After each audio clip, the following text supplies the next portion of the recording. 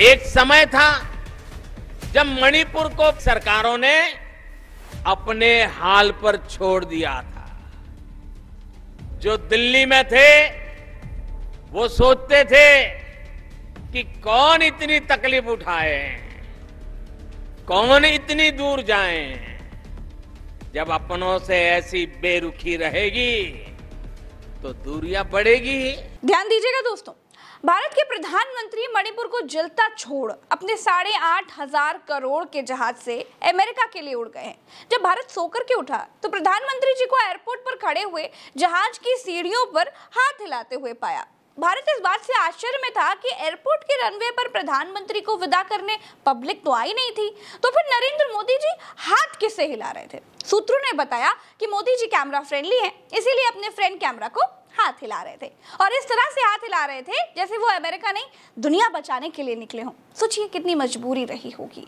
सोचिए Joe Biden की पत्नी का बुलावा कितना जरूरी होगा। सोचिए बाइडेन और उनकी पत्नी के साथ भोज कितना जरूरी होगा कि मणिपुर को जलता छोड़ उनको अमेरिका जाना पड़ा होगा। वो कितने मजबूर होंगे और कितनी मजबूरी में दिल पर पत्थर रखकर वो विदेश गए होंगे।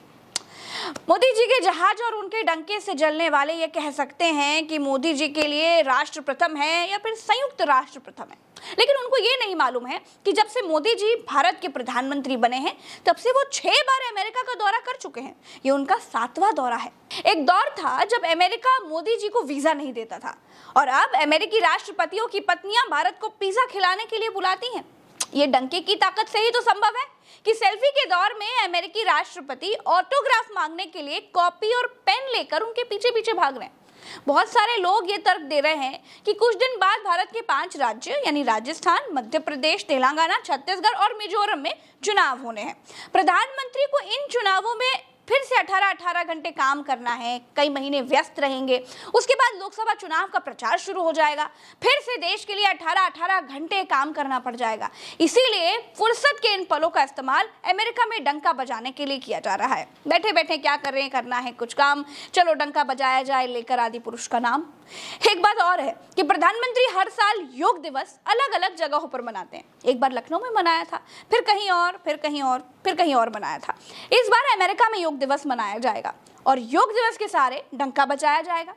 विदेश में डंका बज रहा है, लेकिन फिर भी भारत में कुछ लोग जो मूर्ख हैं वो ये पूछते हैं कि मणिपुर में 100 से ज्यादा लोग मारे गए हैं, इसके लिए कौन जिम्मेदार है? पता ही नहीं है।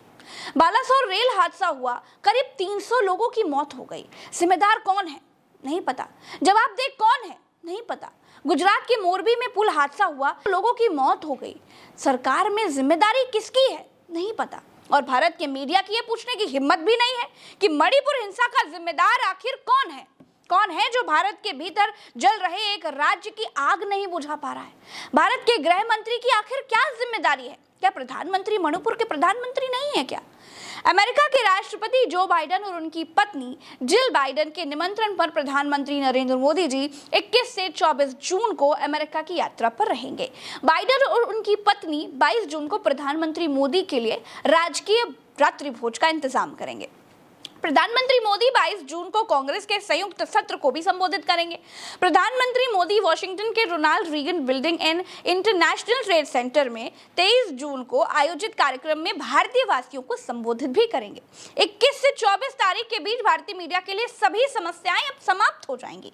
21 से 24 तारीख के बीच भारत में डंका काल घोषित हो जाएगा। डंका काल के बीच आपको समाचार तो कहीं से प्राप्त होंगे नहीं, तो आज के मुख्य समाचार ये हैं कि उत्तर प्रदेश के बलिया में 5 दिन के भीतर गर्मी से 58 लोगों की मौत हो गई। उत्तराखंड के हरिद्वार में गंगा घाट से एक मुस्लिम परिवार को इसलिए भगा दिया गया क्योंकि वो मुसलमान थे। मध्य प्रदेश में नेहरू के नाम से बने पार्क का नाम शिवराज सिंह चौहान ने अपने बेटों के नाम पर कर लिया है। पिछले 9 साल में भारत पर 181% कर्ज बढ़ा है। 2023 में भारत सरकार पर 155 लाख करोड़ कर्ज है। इस हिसाब से हर नागरिक के ऊपर करीब 1 लाख से ज्यादा का खर्च है। कांग्रेस की सरकार में यही कर्ज 55 लाख करोड़ हुआ करता था। कोई सरकार आखिर कर्ज क्यों लेती है, आज आपको यह भी समझना चाहिए। आप इस गणित को समझेंगे ना तो ही आपको पता चलेगा कि सरकार अच्छा काम कर रही है या नहीं।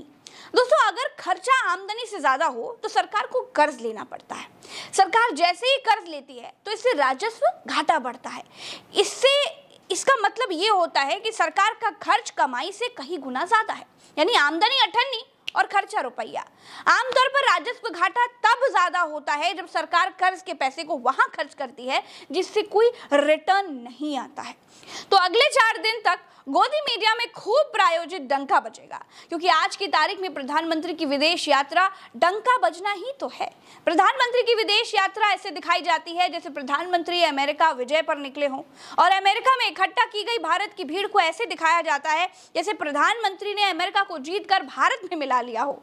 तो आप भी अमेरिका विजय पर निकले प्रधानमंत्री की डंका विजय की कामना कीजिए और अगले 4 डंका दिवसों का आनंद लीजिए। आज के लिए इतना ही, चलते हैं। राम राम, दुआ सलाम, जय हिंद।